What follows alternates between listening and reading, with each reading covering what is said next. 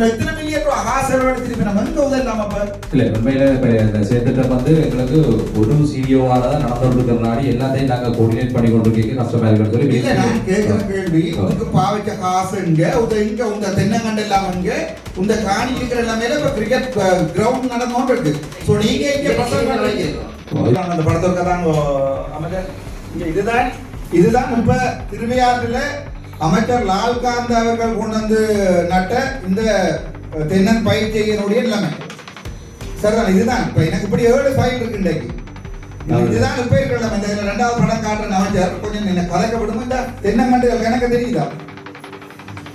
இதான் இது சம்பந்தமா 1 வீக்ல நான் ஒரு ரிப்போர்ட் 1 வீக்ல வேண்டாம் நீங்க போய் என்ன தென்னங்கண்ட சிச்சுவேஷன் அந்த இடத்துல எத்தனை மில்லியன் செலவழிச்சிருக்கீங்க நீங்கள்? இவ்வளவுக்கும் பசரோ என்ன ஜோக்கண்டா அமைச்சர் தொடங்கினதா அமைச்சர் லால்காந்த் இல்ல இப்ப நாங்க என்ன சொன்னா இப்ப தொடங்கி கொண்டிருக்கிறதே நாங்க கண்டாவள பூனேரி மெட்டது தான் தொடங்கிக்கிறோம். நீங்க லால்காந்த் அமைச்சு வந்த விஷயத்தை நீங்க வாசிக்கும் பொறுமோ நீங்கள் மேற்படி முகவரியில் வாசிக்கும் ஆனா செந்தூரநாயகனா தங்களின் மேன்மைமிகு கவனத்துக்கு அறிய தரும்படி இனக்களி இருக்கு. கடந்த ஆண்டு கௌரவ அமைச்சர் லால்காந்த் அவர்களால் தென்னை பயிற்சியை மற்றும் கச்சான் பயிற்சியை திருவிழா பகுதியில் அவசரப்படுறீங்க. உப உணவு திட்டத்துக்கு அரசால் வழங்கப்பட்ட பிரதேசத்தில் வார்பார்த்த பயிராக தென்னம்பிள்ளை நாட்டுகைக்கு கனகச்சிதமாக அமைச்சர் அழைத்து அமைச்சர் முன்னிலையில் ஊழல் புரிந்துள்ளனர். இங்கு கவனிக்க வேண்டிய விடயஞ்சாலில் இப்பிரதேசமானது படித்த வாலிபர் திட்டத்தில் தலா 3 ஏக்கர் நிலம் ஒவ்வொருவருக்கும் வழங்கப்பட்டது. அதாவது 1 ஏக்கர் குடியிருப்பு, 1 ஏக்கர் விலங்கு வேளாண்மை, 1 ஏக்கர் மரக்கறி பயிற்சிகள். ஆனால் இங்கு அமைச்சர் லால்காந்தவினால் தென்னை 5 ஏக்கரில் நாட்டப்பட்டு இன்று அவை அனைத்தும் அழிவடைந்து சிறுவர்கள் விளையாடும் துடுப்பாட்ட மைதானமாக உபயோகிக்கப்படுகிறது. மேலும் 5 ஏக்கர் காணியில் 2 ஏக்கர் காணி ஒதுக்குப்புற காணிகளாகும். இப்ப அரசியலும் ஊழல் இடம்பெற்றுள்ள என்ற விடயத்தில் இதன் மூலம் உறுதிப்படுத்திக் கொள்ளலாம். ஒரு கடிதத்தை வாங்கி பிடிக்கும் ஏன் நீங்க அவசரப்படுறீங்க? மேலும் அந்த கடிதம் வந்து உங்களுக்குலாம் இருக்கிற சைன் பண்ணி மொட்டை கடிதம் இல்லையா? சைன் பண்ணி தான் தந்திருக்கீங்க. மேலும் ஊழலுக்காக ஆற்றின் ஒதுக்குப்புற காணியை கரச்சி பிரதேச செயலாளர் தென்னை நடுகு என்ற போர்வையில் அதற்கும் அனுமதி பத்திரம் தயாரிக்கும் நடவடிக்கைகளாக செயற்கையாக வெள்ள பாதிப்புகளை உருவாக்கும் நோக்கமே ஒரு தனிநபர் 2 ஏக்கர் ரை ஆற்று காணியை நான் போய் பார்த்துதான் கையகப்படுத்த அதை தென்னை நடுகை செய்ய அனுமதித்திருக்கார். மேலும் உப உணவு திட்டத்துக்கு தலா 1 ஏக்கருக்கு நீர் வழங்க வேண்டிய நீர்ப்பாசன திணைக்களம் இந்த தென்னை பயிற்சியை நடுகை காணிக்கு 5 ஏக்கருக்கு நீர் இலவசமாக வழங்கப்பட்டுள்ளதுடன் அந்த தென்னங்காணிக்கு நீர் விநியோகிப்பதற்காக 17ஆம் வாய்க்கால் நீர் சீராக்கியும் வாய்க்காலும் பாரிய அரசு நிதியை பயன்படுத்தி புனரமைப்பு செய்து இலவசமாக நீர் வழங்கி இறுதியில் இந்நீரானது தென்னங்கன்றுகள் நாட்டப்பட்ட பயனாளி குறித்த காணியில் வசிக்காதமையாலும் சீராக தென்னங்கன்றுகளுக்கு நீரை வழங்காத காரணத்தாலும் நீர் வெள்ளமாக காணியூடாக பாய்ந்து ரை ஆற்று கழிவு வாய்க்கால் விழுந்து மீன்விரியமாக உள்ளதுடன் போதிய கண்காணிப்பு பராமரிப்பின்மையால் அமைச்சரால் வழங்கப்பட்ட தென்னங்கன்றுகளும் இறந்து விட்டது. தற்போது இறந்த தென்னங்கன்றுகளுக்கு அரச பசலையும் விநியோகிக்கப்பட்டு மோசடி பெற்றுள்ளது. இங்கு விவசாய திணைக்களம் வடமான தென்னச்செய்கையும் கச்சாஞ்செய்கையும் என்று கூறி பாரிய அரச உர மோசடி செய்துள்ளனர். இறுதியில் இந்த புதிய அரசிடம் மிக நுட்பமான முறையில் அரசு நிதியினை கமல் அபிவிருத்தி பிரதி ஆணையாளர் மோசடி செய்துள்ளார் என்றபடியே குறிப்பிடத்தக்கது.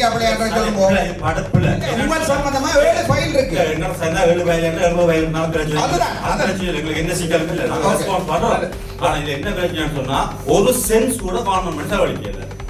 ஒரு தென்னம்பிள்ளை கொடுத்தது கோகனட் போட்டால் கொடுத்தது அதே அது தென்னம்பிள்ளை காணி கோகனட் போட்டால் கொடுத்த தென்னம்பிள்ளை அதுதான் அந்த தென்னம்பிள்ளை கோகனட் போட்டு யார் கொடுத்தது? அது என்ன பிரதியாணையாளர் ஊழல் செய்தவர்கள் கொஞ்சம் நிலவுவார். நான் உங்களை கேட்கணும்னா இந்த கச்சான் விளக்கிறேன் கோகனட் போடே நாம நடந்து இல்லையே இல்லை இல்லை உங்களுக்கே அப்ப இப்படித்தான் கூட்டம் நடந்த அமைச்சர் இவ்வளவு நாள் ஒழுங்கத்தான் கூட்டம் நடந்த சரியா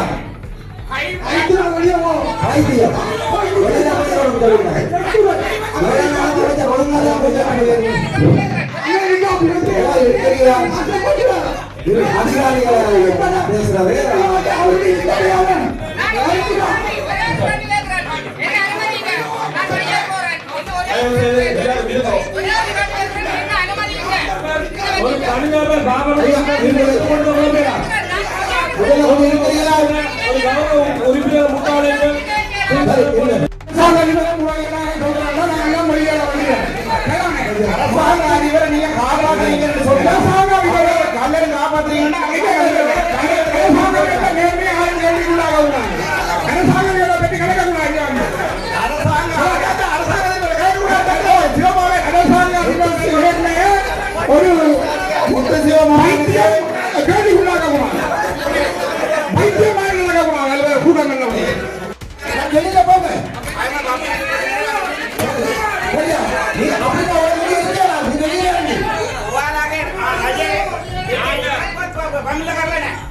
විමර්ශන කරලා නැහැ. අපේ ඒ කතා නෙමෙයි. තමුන්නාන්සේට ජීවිතේ බඩේ ජීවිතේ අභූත චෝදනය කරනවා. එහෙම කරන්න බෑ. ඒ නෑ කියලා වැඩ කරලා ඒ වංශයෙන් දෙපොළේ කියන දෙනවා. නඩුවක් පාඩු. මොකක්ද කරුවේ?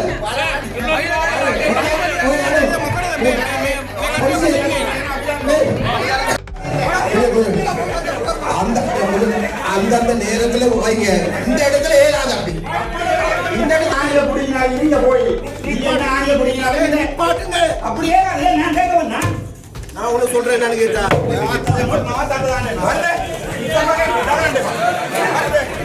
வாத்து தானே அப்படி தானே ஆத்து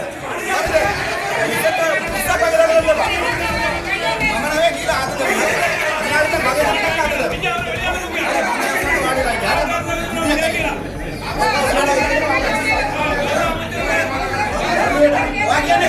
சரி ரெண்டு பேரும் சேர்ந்து சொல்லிட்டு அங்கே அப்படி ஒன்று நடக்கணும்.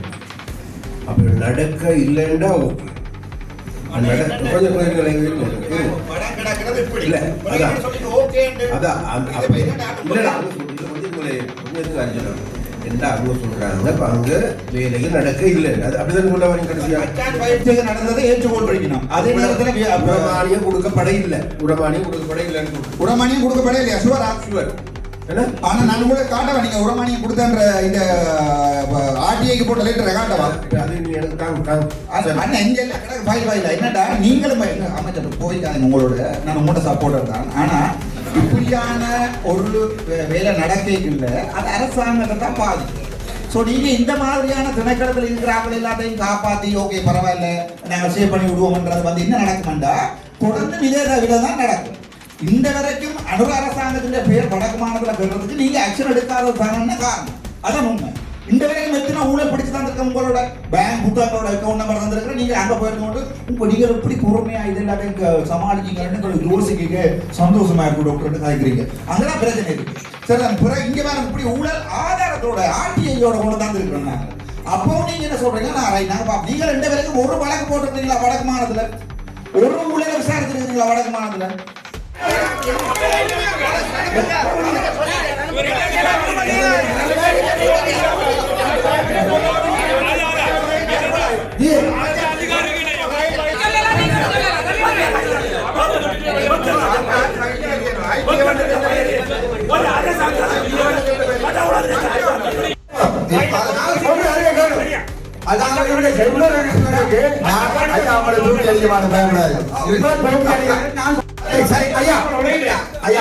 தூக்கி அடிக்கிற விளையாட்டு இங்கே காட்டக்கூடாது. எங்களுக்கு மேல தூக்கி அடிக்க விளையாட்டு ஒழுங்கா காய்க்கும் விளையாட்டு நீ மட்டும் காய்க்கிறது காயக்கூடாது. நாங்கள் வந்து மாவட்ட அவுட்டிக்கா வந்துட்டோம் அதை மட்டும் காய்க்கும். உங்களுக்கு அட்டுக்குரிய கருத்து அவர் மட்டும் பார்வையிட உறுப்பினர் வந்து எடுக்கக்கூடாது. காய்க்கும்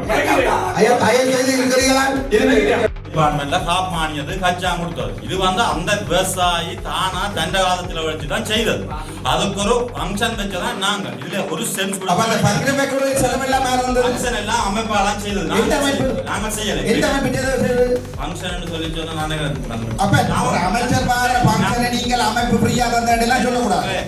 எனக்கு கேள்வி அந்த அவ்வளவு தென்னம்புள்ள கண்டெடுக்கக்கூடிய காசுக்கு பொறுப்பெடுக்கிறதா அந்த அவ்வளவு அமைப்பு அந்த இந்த ஆர்ப்பாட்டம் என்னென்றால் இந்த விஷயங்கள் அங்க இருக்கிற லால்காந்த் அமைச்சருக்கு தெரியாது. விசாரிக்காது. இரண்டு அமைச்சர் பேரணியிலே நடந்த ஊழல் இது. கம்ப்ளைண்ட் கதைகளை கேட்டு கொண்டு வந்து பெரியோர் குற்றச்சாட்டு